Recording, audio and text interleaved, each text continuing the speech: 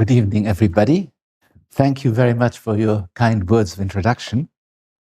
I feel humbled and honored to be talking to you today in a place where Keith Critchlow was once going in and out of, and on top of it, on a subject that he knew more about than most, geometry. So I fear you may not find much new in what I've got to say, but I will try my best. So, what are we going to talk about? Let me just make sure that I see that. Yes, that's it. These are our topics for tonight. First of all, a brief introduction on Plotinus and the Neoplatonic tradition. Then a bit more about art and the cosmos in Plotinus's writings, known as the Enneads. And then some comment on what are the implications of Plotinus's thinking for two different kinds of art forms, the Byzantine art and early Islamic art. And then some conclusions. Now, these are, of course, vast topics, and I can touch on many of these only briefly, but together with this lecture, you should be receiving a bibliography in which you will see a number of titles that I've used for this lecture, and where you can read up more on any of the subjects that you might find particularly interesting. So, Plotinus was an Egyptian philosopher who studied philosophy in Alexandria till the age of 40, then set out to go to India to study Indian philosophy, but never got there, and settled in Rome, where he composed his writings that have come to be known as the Enneads. His ideas are basically a recasting of the philosophy of Plato and Aristotle with focus on the one, focus on a single, all-powerful deity, which is why his thinking became commensurate with later Christian, Jewish, and Muslim theology. So his ideas became highly influential very soon after his death and led to the creation of a Neoplatonic school of philosophy, which was both pagan and Christian. One of the earliest representatives was Porphyry from Lebanon, who is the one who edited Plotinus's writings and turned them into the Enneads. And Ennead literally means niner. These are 6 books of 9 treatises each. That's why they're called the Enneads. And we have here Gregory of Nyssa, one of the earliest church fathers, that shows you how quickly Neoplatonist thinking was used in Christian theology. But pagan philosophy continued with Proclus, who was one of perhaps the last great pagan philosopher, who revised and rethought Plotinus again in such a way that his thinking became greatly influential for the next person on this list, Dionysius the Areopagite, an unknown, probably monk from Syria, who was extremely important because his writings really are the fountainhead of Christian mysticism, both in the Orthodox Church and in the Catholic Church. And then the last one I have listed here, there are many others I could list here, but the last one I've listed here is John Climacus, again from Syria, who was the abbot, one of the first abbots of the monastery of St. Catherine in Sinai, and who wrote a book on the ascent of the soul. Now, we'll hear more about St. Catherine and ascent in a moment, which is why I've added him to the list. The other interesting thing about John Climacus is that he is an exact contemporary of the Prophet Muhammad. And this is there to show you that by the time that Muhammad appeared and Islam appeared on the scene, Neoplatonism in its Christian garb had become the leading philosophy of the Near East. And it was from then translated also into Arabic. It took a little longer for it to appear in Arabic. In the 9th century, translations and adaptations of Plotinus appeared in Arabic based on Enneads 4 to 6. But interestingly enough, they were not known to have been written by Plotinus. They were attributed to Aristotle or other unknown thinkers. And the name of Plotinus became known in the Middle East only until the 19th, not until the 19th, 20th century. But in actual fact, these Plotiniana Arabica, as they are called, were extremely influential because they were rethought and adopted and adapted in Islamic philosophy by thinkers like Al-Farabi and Ibn Sina. They were also seminal for the development of mystical theory in Sufism and also for Ismaili philosophy and Shiite philosophy. So they played an enormously important role. But what we are really talking about tonight is art. And let's see what Plotinus had to say about the art. This little paragraph, that's maybe known to some of you, if not all, summarizes really his thinking about the arts. But in order to understand it, we have to, of course, place it into the wider context of his philosophical system, which we will do in a moment. But let's see what he says. He says, the arts do not simply imitate what they see. And that is extremely important because it marks a departure from Plato. For Plato, physical reality was an inferior copy of the eternal forms, the ideal forms. And art, by copying physical reality, was making a copy of a copy. That's to say, art is yet one step further removed from the ideal. Plotinus says, no, the arts do not simply imitate what they see. They run back to the forming principles from which nature derives. Then also they do a great deal by themselves. And since they possess beauty, they make up what is defective in things. So art is enormously creative, actually improves on reality, doesn't sort of diminish it at all. And then Plotinus gives an example. For Phidias, the great Greek sculptor, who did not make his Zeus from any model perceived by the senses, but understood what Zeus would look like if he wanted to make himself visible. Art conveys the invisible. That's the implication. So if we think through what all this implies about art, it implies that art in actual fact is a bridge between two radically different things. On the one hand, we have nature and things that are visible, physical reality. On the other hand, we have the forming principles that have brought nature and things about in the first place. And these forming principles are invisible. And art links the two by not imitating, by running up to these principles, by understanding them, by possessing beauty and passing on beauty, and hence making up deficiency. So art, for Plotinus, has actually an extremely important creative role. It's a bridge between the seen and the unseen. So what are these forming principles? What does he say about them? Forming principles, the Greek word for that is logos, plural logoi. He says a lot about it. These are just excerpts of what he says about them. He says there is in nature, in physical nature, a logos, a forming principle, which is the archetype of bodily beauty. That's where it actually comes from. It comes from this particular thing, the logos. And there is a logos in soul also, but that logos in the soul is more beautiful.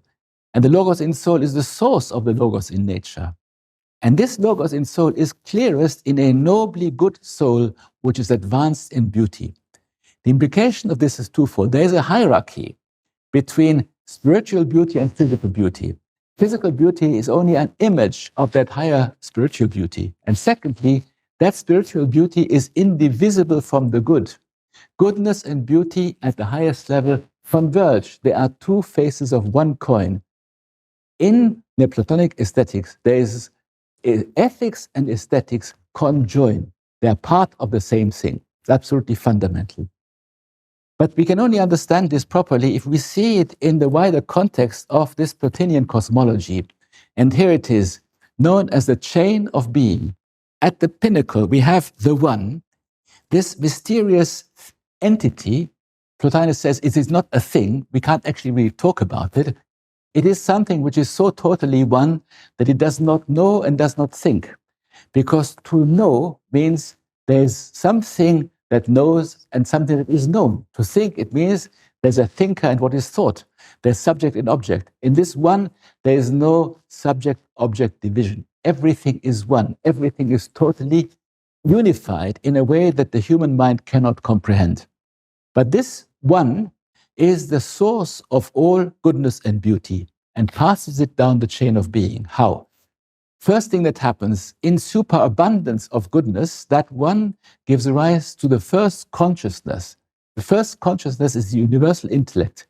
And this universal intellect becomes conscious of itself and seeks to become conscious of the one and cannot, because the one cannot enter consciousness.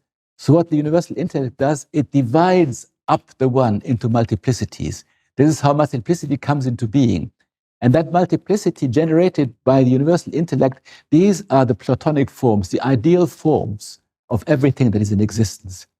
And just like the one gave rise to the universal intellect in turn gives rise to another entity, the universal soul. And the universal soul looks at the universal intellect and once again cannot comprehend it. And in doing so, suddenly takes these ideal forms and encloses them in matter, and hence generates nature things. And these nature and things are, in the Platonic way, nothing but transitory reflections of these ideal forms. And the forming principle I've talked about, these logoi are operational in between these various stages. The logoi are like charges of energy that pass on these forms lower down the line. So what's the consequence of this? The consequence is that the nature, things, physical reality is the least real thing in existence. It's actually the lowest thing in existence. But on the other hand, the one passes itself all the way down the chain of being, simply by things being one. Anything that is one is already an image of the one. Anything that is beautiful is an image of the beauty of the one. So the one is actually present all around us. The whole of existence is, you can say, theophany, is the divine appearing. But there are different gradients. And the lowest gradient is this here. And if we have the eyes to see, we can see the one in this lowest gradient, lighting, so to say, shining in it. So the one is, on the one hand, totally transcendent, incomprehensible, but on the other hand, the one is also immanent in every beauty. It is only up to us to open our eyes and see it and find it. So what does this then mean for beauty and the arts? As I said, the one is beyond being, substance, and comprehension. Let's remember that. But then Plotinus says, it is by the one that all beings are beings. For what could anything be if it was not one? It's the beginning of one of his greatest treatises. There's so much to say about it, but let's just remember that oneness is a gift. Any oneness is a gift of the absolute one. And then he says, beauty rests upon a material thing when it has been brought to a unity. That means that the more a material thing is made harmonious, well-balanced, well-tempered, coherent, the more beautiful it is, and the better it reflects the ultimate beauty of the one. Because beauty is an attribute of the one, and every beauty carries a trace of the one. Now, this way of thinking has enormous implications for the arts, because it means that the artist is a transmitter of the one. The artist is a transmitter of the divine. As I said, the one is a source of beauty and goodness. The artist's soul is derived from the universal soul. And like the universal soul, the artist's soul emanates ultimately from the divine. It has a spark of the divine in it. And that enables the artist to run up to the forming principles, to understand these forming principles that came from the one, and to pass these forming principles down the line and to bestow beauty and oneness on the work of art. And so the material world is an enhanced reflection of the ideal forms through the work of the artist. Very important function that art has here. And what this means about art as such, it means that art is a pathway from and to the one.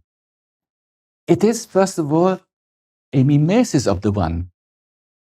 Plotinus says art does not imitate reality. What art, in fact, imitates is the one by bringing oneness and beauty into matter. It actually imitates the one. And by imitating the one, it participates in the one. And this, in turn, has an enormous impact upon the viewer of art, because this participation in the one transforms the soul of the one who looks at art in two ways. On the one hand, it brings the soul back to the one, and is therefore an initiation to the one.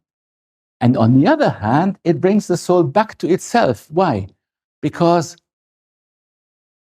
we can only appreciate this art properly if the beauty that we carry in us from the very beginning, that divine spark that we carry in us from the very beginning, is awakened.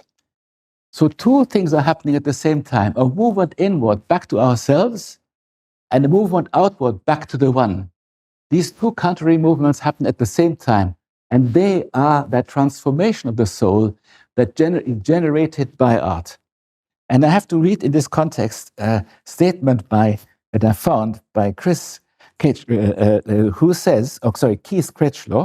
who said, one of the most beautiful things is that when you have things revealed to you, this has an overwhelming effect upon your inner being. That overwhelming effect upon the inner being is exactly what I'm talking about here. He says, it gets through to your soul, and your soul is the most important part of you. Your body is only an expression of the soul, and the soul is only an expression of the spirit. He says it's called the spirit is translated, nous translated into English is also intellect. What is speaking out of these lines of Keith Critchlow is, I think, the spirit of Plotinus. And final conclusion about art, the aesthetic ascent, the aesthetic experience from a Plotinian perspective is an experience of ascent. Why? Very important point. No soul can see beauty without becoming beautiful. The first thing that has to happen to appreciate beauty is that the beauty you carry in your own soul has to be awakened. Only then can you see it. That is the therapeutic function of art, that it awakens that beauty to enable you to see the beauty. When you have seen it, the soul will come in its ascent to intellect, and there will know the form is beautiful. And beyond that is the nature of the good itself, which holds beauty as a screen before it. The point here is the ultimate objective of life altogether is that ascent, is the ascent to the one. And art, on the one hand, is extremely important as a pathway towards the one, but art also, at the end of the day, is redundant, because art is not the object of itself. It is there as a means to an end, and that means has to be transcended when you get to the end. This is also a very important aspect of this philosophy. There is no art for art's sake in Neoplatonic aesthetics. So what does this mean concretely speaking when it comes to working as an artist? The great André Grabat, art historian, I'm quoting here in French, said, Plotin annonce le spectateur du Moyen Âge. Plotinus announces the spectator of the Middle Ages, the viewer of art of the Middle Ages, because his philosophy of art really anticipates the aesthetic of medieval art, which is non-mimetic. It does not aim to be an exact reproduction of reality, because reality in itself is an inferior thing. It is anti-classical, because Greco-Roman art excelled, in actual fact, in reproducing reality in all its sensuousness. That's what medieval art is all about. Medieval art disjoins nature and image. The image is part of another world. It is not nature. But what it does is it conjoins multiplicity into a formal abstract unity in order to become symbolical and to point beyond itself to an incorporeal reality. That's the point. And lastly, it is anagogical. This word comes from anagoge, the Greek word of ascent. The aim of it is to lift the soul, to forge an ascent of the soul to the intellect and ultimately to the one. That is the ethos of medieval art. And that is what the theory of Plotinus, in actual fact, anticipated. And now we come to a couple of concrete examples. The first example I would like to show you is this one, which may be well known to some, if not all of you. This is Christ Pantocrator, which was kept, which is to this day in the monastery of St. Catherine in Sinai. It dates from the 6th century. And I would like you to have a look at it quietly for a minute,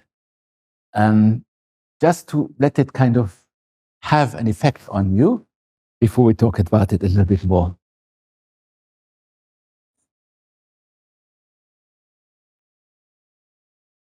See if you notice anything special about the way the eyes are represented.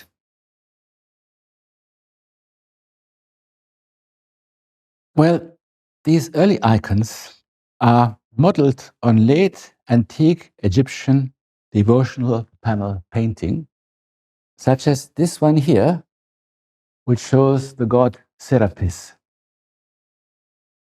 And if we compare just Serapis to Pantocrator, if you look at Serapis, he looks like an ordinary, rather sensuous-looking young man who looks out into the distance, and being a god, he presumably looks towards eternity. But if we look at this, we have something radically different. We have a totally spiritualized face in which eternity is looking directly at us. Anybody notice anything special about the eyes?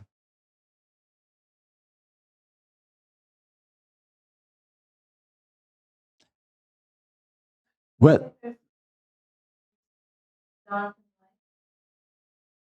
definitely there is the mirror actually is an important element in this picture, but I wasn't thinking about that in particular. Look, if you take the left side of the face and you double it, and then you take the right side of the face and you double it, you come up with this. See, what the artist has done is he has combined a young face with an old face. He has produced something which doesn't exist in reality at all. He has not imitated reality at all. He has put two completely different things together, forged unity out of multiplicity. And this generally is understood to be an attempt at conveying the dual nature of Christ. Christ is man and Christ is God. These two things together, he tried to express in this image. And what he did as a result is produce something quite amazing, because the mind seeks to make things into one. They are made like this. When we look at an image like this, we want to see it as a face. And we want to make sense of the face despite the division. But we feel the division. There is a sense of unreality, of strangeness somehow, of something numinous in this face, which is the thing that points to this incorporeal reality that the paint is actually all about. And the unity is created not by depicting reality, but by these abstract factors, also by the balance between the hand and the book here, and especially also by the effect of this halo. And if you look at the halo from the Neoplatonic perspective, the circle in Plotinus' philosophy is the ultimate symbol of oneness and eternity. So this oneness and eternity here is there to conjoin together these two radically different entities that are made into one, and that give us this feeling of something inexpressible somehow being expressed here. This is this completely radically new art that evolved out of the fusion between Neoplatonic philosophy on the one hand and Christianity on the other. So if we want to take the story further, we come to a great crisis, the iconoclast controversy, because a dispute arose in Byzantium about whether we should be making images at all. And this is based upon the second commandment: you shall not make for yourself a carved image or any likeness of anything at all. So is image making licit? Should sacred images be venerated at all? Or are they idols and should they be destroyed? Let us remember here that Plotinus' example was about Phidias representing Zeus. Gods being represented in statues, which was common in antiquity, but completely rejected by the Judeo-Christian tradition. So the iconoclast controversy arose. This is a long and complex story. I can't go into this here, but if you're interested, there's an article about it in the bibliography. What counts for us right now is just two things. Sinai and the monastery of Sinai, by the time this controversy took place, was safe from iconoclasm because it was ruled by Islam. So the icons in Sinai, in the monastery, were safe. There was vast destruction of icons in Byzantium, in other parts of the Byzantine Empire, but not there, which is one reason why that icon that we just saw has been preserved. And the second thing that is important for us is that when iconoclasm ended in 843 by the Byzantine Emperor Michael III and his mother Theodora, they adopted new iconographic systematizations to somehow control the production of these icons and prevent them from becoming idols. These new systematizations are still fully in keeping with the ethos of Neoplatonism that I explained earlier. So the principles as such remained unchanged. And I just want to give you a couple more examples here. This is a mosaic of the Virgin Mary, which appears in the Church of the Hagia Sophia in Istanbul, or Constantinople as it was called then. This image was established there soon after iconoclasm ended and really marks the beginning of the new kind of reformed Byzantine art. And you can see the ethos is still quite, in certain ways,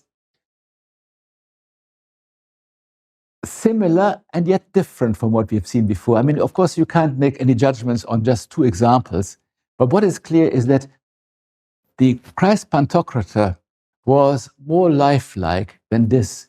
This figure is more remote, more stylized, more formalized, removes the living being further from being a copy of reality, and thereby preserves it from becoming, thereby preserves physical reality from becoming idolized as a sign of the sacred.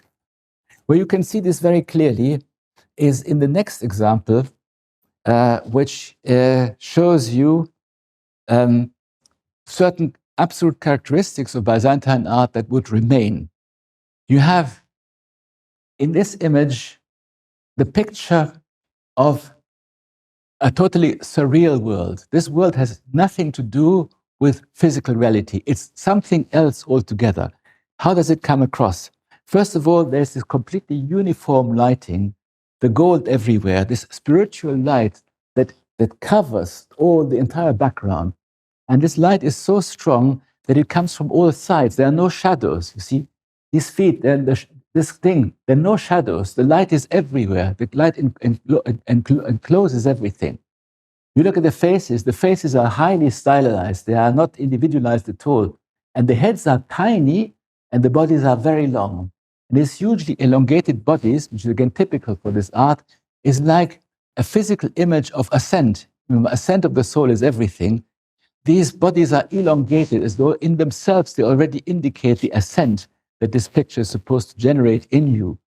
And is further emphasized by these enormously long spears that you can see here. And the other thing which is very remarkable and very typical of Byzantine art is the reverse perspective.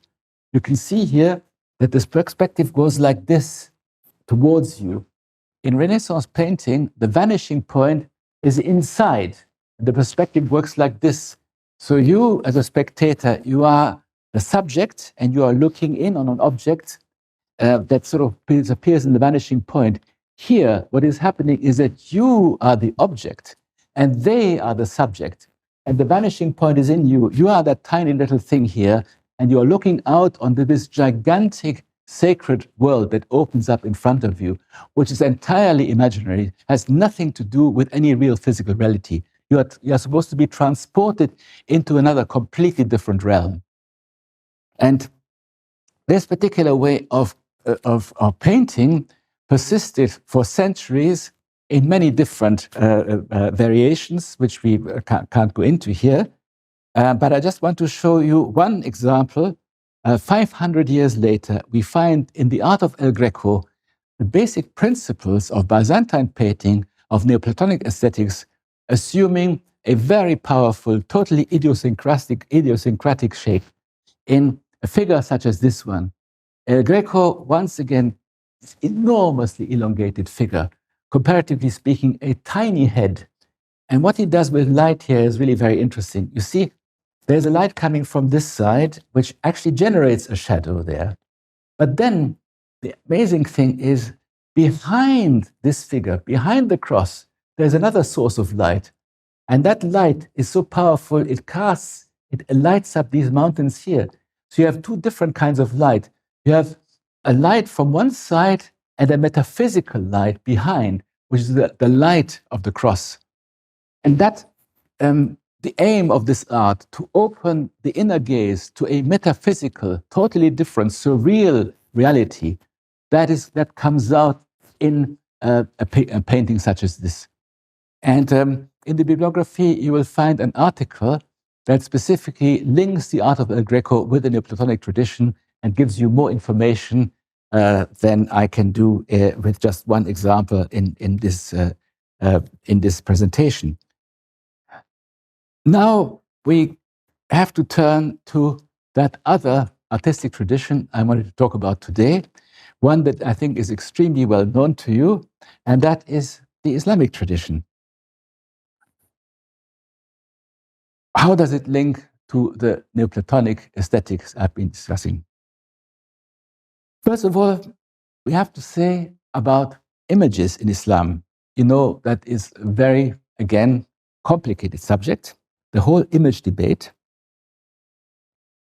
To summarize it briefly, figurative portrayal as such has existed in the Islamic tradition from the beginning and has never been outlawed. There is, as you all know, a substantial tradition of Islamic painting. But images and the sacred have been kept apart. There is no image veneration in Islam, and there are no images in mosques. The idea that an image could be sacred is the very idea opens the gateway to idolatry, which is the very thing that Islam, of course, rejects. And how this works, we have seen recently in northern Iraq, when the Islamic State people destroyed archaeological artifacts from Assyrian times. When the Taliban destroyed the Buddha statues in Afghanistan, there is a complete and utter rejection of the notion of a physical image being in any way a representation of the sacred. That, no. But what does exist, and that, of course, again, you know better than anybody else, is geometry. Geometry as the most important vehicle of the visual arts, both in terms of abstract design and in terms of calligraphy. And this is what I'd like to just talk about briefly here. Now, the rise of geometry is attributable to what happened in Iraq in the 9th, 10th century. At the very time, by the way, when Byzantium worked its way out of iconoclasm and established its own more canonical approach to the visual arts, a similar canonization of the visual arts took place in Abbasid Iraq.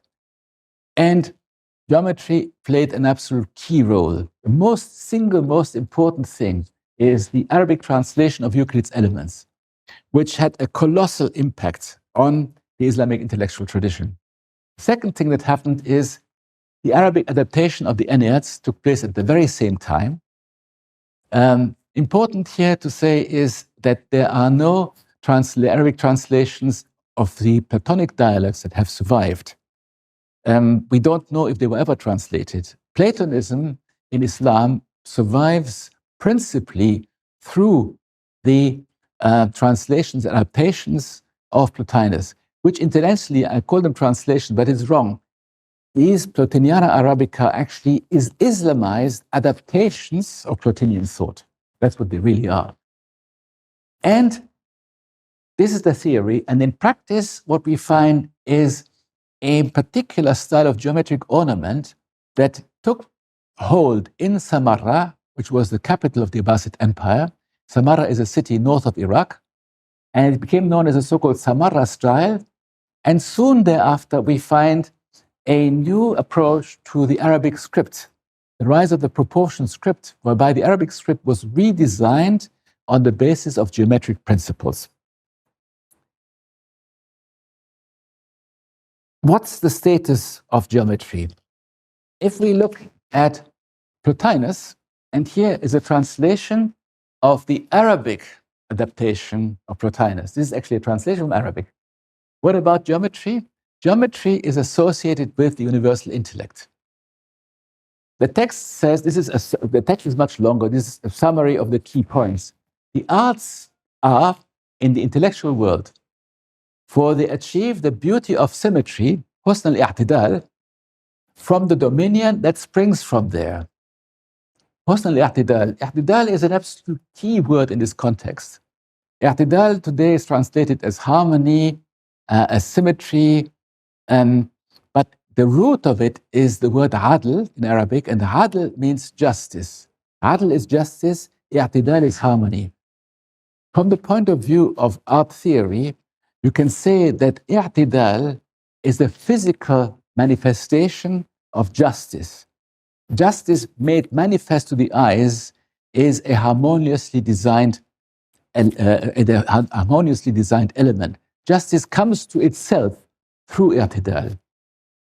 And the principle of i'tidal, the principle of symmetry, come from the intellectual world. They come from this realm of the intellect, which is beyond the matter. And then Plotinus says absolutely clearly, as for the art of geometry, since it is intellectual, it is indubitably there. No doubt about it, geometry is in the world of the intellect. Well, in this environment here, I feel shy to talk about geometry at all, because you deal with it every day, you know all about it. But from the point of view of this presentation, what can I say about it? Why is geometry in the world of the intellect? Its laws are immutable and immaterial, hence intellectual. Geometric figures are intellectual images of ideal forms. Hence, geometry teaches the mind to go beyond the level of sensible experience. This is what Plato already said. Downstairs, you have a sentence written above your entrance door, let nobody ignorant of geometry enter here. Comes from Plato. So there is a very ancient root to this thinking. From the point of view of what I've been saying about art, we can say that pure geometric art is radically non-mimetic of the sensible world. It transcends the sensible world towards another level of reality. But it is, from Plotinian perspective, radically mimetic of the one, because it expresses abstract beauty, balance and harmony that comes from the one through visible means. So purely abstract art, in actual fact, is at the center of the aesthetic program that emanates from Neoplatonism. And I can't help quoting another phrase from Keith, which probably you will all know, for whom clearly geometry was absolutely central as an aesthetic concern. He says, geometry is at the root of the whole of manifestation. Whatever you call creation, whether you want to call it the Big Bang or whatever, geometry had to be established for there to be being. Everything that we can turn our attention to is based on geometry. That is the order of space. So by way of example, I just want to briefly talk about one aspect of visual arts. And for you, this is totally known, so I want to just touch on it. And that is the so-called Giri pattern, the repetitive geometric pattern, which is freely expandable in every direction. And it begins, according to the great scholar of Islamic art, Güllü Neciboglu, it begins in the Samara style. And here is an early example of the Samara style. This is not yet fully geometrical. There is a sort of a hint at representationalness here.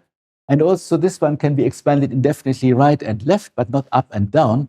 But basically this notion of covering a space uniformly in patterns that are symmetrical and balanced, this is a hallmark of the Samara style, which then developed later on into the kinds of patterns that spread for centuries throughout the Islamic world, in which You have an example here from the Alhambra, and you have an example there from India. So if we look at this from the point of view of the Platinian aesthetics, it is clearly non-mimetical. Anti-classical here does not interest us so much because it's not actually in dialogue with Greco-Roman art as Byzantine art was. But again, it disjoins nature and image. Whatever is natural in there is so highly stylized that nature and image are disjoint. And instead, what it does, it conjoins multiplicity into formal abstract unity. That's exactly what happens in these patterns. Now, the next thing, symbolical and anagogical, points beyond itself to an incorporeal reality. What do these Islamic patterns actually mean? And this is an issue which I think you know has been debated at great length because we don't actually have any classical Arabic texts that specifically assign any kind of particular meaning to any particular geometric pattern. We have a lot of highly technical texts that explain how these patterns are formed, how they operate, but what they actually mean as an expression of visual arts, we haven't got any clear indication of that in the classical sources, which is why there has been a dispute for a long time between those who say this is just merely ornamental and those who say, no, this is representative of an incorporeal reality. Well, I would say that if you look at these works from the perspective of the philosophy that is closely associated with the rise of these works, namely the philosophy of Plotinus and its translation into Arabic, the significance of geometry within that philosophy, if you look at it from that perspective, there can be absolutely no doubt that they are part of an aesthetic program which is aiming exactly at that, at manifesting and pointing to an incorporeal reality and enabling the mind to forge upward, to ascend upwards by transcending physical reality into another intellectual realm. They actually do this very powerfully, as anybody can experience who has been to one of the great monuments of Islamic art, such as the Alhambra. But how to interpret it exactly? There have been many different kinds of interpretations. I just want to point to one of them. Samer Akash, in a wonderful book on cosmology and architecture, says that in patterns such as these, every single point in space can be a center of equal significance, recalling, he says, divine omnipresence wherever you turn. So where the Quran says, wherever you turn, there is the face of God. To God belongs the east, God belongs the west. This notion of the all-pervasive presence of divinity is somehow conveyed by the notion of this indefinite expanse of patterns that can go on forevermore, theoretically, limitlessly. And then Akash also compares this to the layout of mosques. He points out that mosques and prayer halls, while they point towards Mecca, they don't actually have a center. They can be expanded indefinitely forward, backward, in any direction. So, giving an idea that the whole surface of the earth, in theory, could be a prayer carpet. A universality of divine presence is somehow implied in these patterns. This is one idea by Samer Akash. So, we are coming to the end here, and I would like to turn to my next example, which is the Arabic calligraphy, geometry and Arabic calligraphy. Why? What's the connection? To understand it, I think it's important to speak about divine self-revelation. Divine self-revelation in Christianity is manifest in the person of Jesus Christ, the Word made flesh. Divine self-revelation in Islam is manifest in the Quran, in the Word itself. This means that the closest thing in Islam to a visual representation of Christ, such as we saw in the icon, is a page of the Quran written out in letters in calligraphy. This has enormous implications on the Arabic script, because that script must be made commensurate with the divine message. How is that supposed to happen? This is fundamental to the development of Arabic calligraphy. And one of the early attempts to make this happen, you see here. This is a Kufi Quran, where the Arabic script, which had been totally rudimentary at the time of the Prophet, was redesigned with a certain kind of distinct regularity to give an aesthetic appeal. That was an early solution. Now that solution looks nice, but it has enormous disadvantages. It is spaced out in such a way that all the brackets between the letters are spaced equally, which makes it enormously difficult to read. This is nice to look at, but almost illegible if you don't know the text. So what happened when Euclid was translated to Arabic? One particular man came along called Ibn Muqla, who said, we will redesign the Arabic script in keeping with the laws of geometry. And how is this done? Or why it is done? Now, in this particular extract from one of the treatises on the proportion script, you will see exactly why it is being done. This is from the 10th century. It says, the soul is not content with the form of the letters without correct execution of its proportions.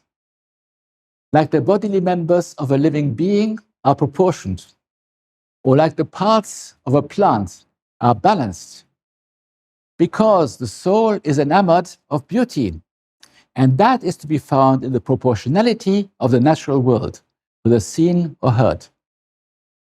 Here you see the echo of Plotinus. You have soul and you have beauty, and you have the natural world. But this isn't talking about imitating the natural world. This is talking about imitating the proportionality which underlies the natural world. This is the thing that it's all about. Looking at the structure underneath. That's what's got to be expressed. The surface is uninteresting, but if you can get at the structure underneath, then you've got the answer to creating beauty. And that structure underneath is geometrical. That is the philosophical foundation of the calligraphic revolution that took place at the time. And it's all about the soul and beauty, because if the soul sees beauty, if the divine text is made manifest in such a way that the soul perceives the beauty visually, that of course enhances and is fully in keeping with the divine message. They hang together. So what happened is the entire Arabic letter shapes were supposed to be designed emanating all from a single origin. And that single origin is a geometric figure, a circle and a square. And the circle has a diameter, and that diameter is equal to the letter Alif, which is the first letter of the Arabic alphabet. You might ask, where does the Alif come from? The Alif comes out of this dot. Each Alif is made up of 7 dots. And these are the dots that make up this thing. 7 dots make up Alif. And these 7 dots are the diameter of a circle. And out of this pattern, everything comes. And I'll show you a couple of examples. You have here the letter Nun in Arabic, which is a semicircle. And it was made a semicircle with diameter Alif.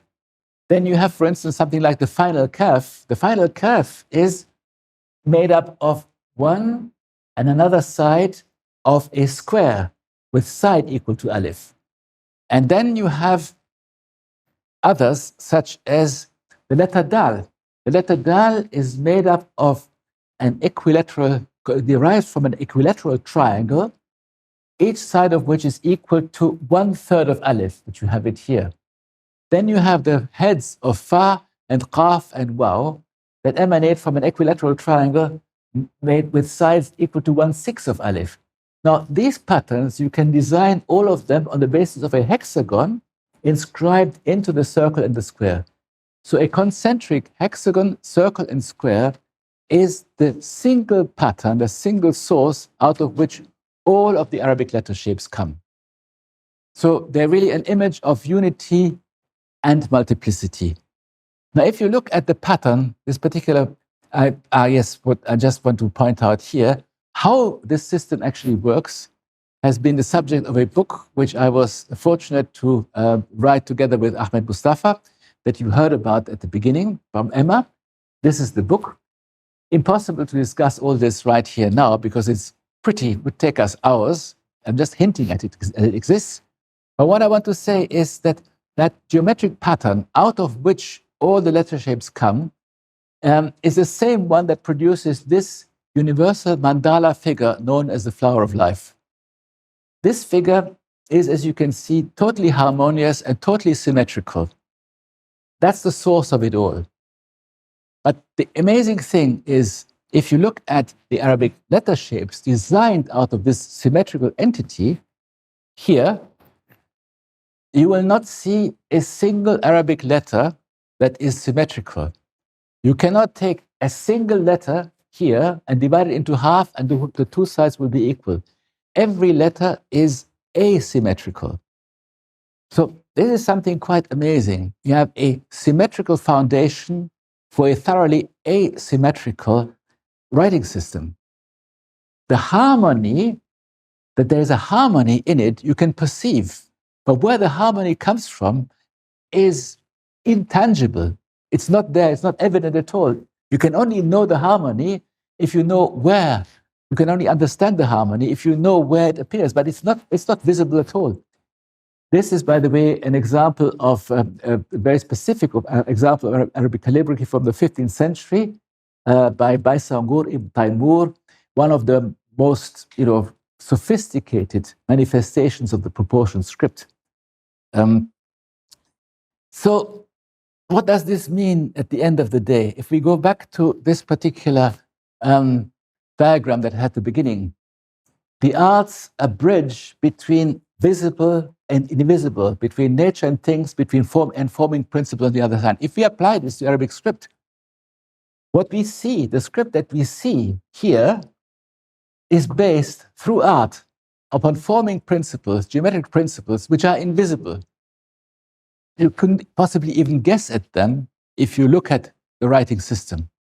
So you can see how this particular, say, Platonic diagram really illustrates what happens in this Arabic calligraphic art.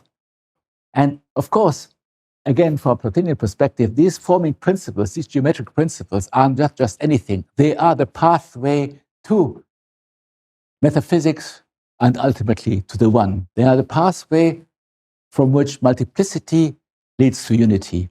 And that is ultimately what is manifest in the writing system that conveys the speech of God. So, to conclude, we have found that the Neoplatonic paradigm is equally relevant for understanding the historical evolution and the significance of two completely different artistic traditions, the Byzantine and the Islamic, that were actually at war with each other for centuries. How come? As we have seen, Neoplatonism validates the arts as revelatory of a superior metaphysical truth. That truth is beyond language, beyond stricture and definition, because it is limitless. It cannot be grasped rationally. It cannot be tied down dogmatically to only one interpretation, because the one reveals itself only in the form of the many. That self-revelation is all we have, and we can circumscribe it in images, whether they are symbolic representations, as in Byzantine art, or entirely abstract patterns in Islamic art. The essence is unknowable, but it can be experienced emotionally. And to grant us that experience and to lead us beyond that experience, that, according to Plotinus, is the task of the arts. Thank you very much.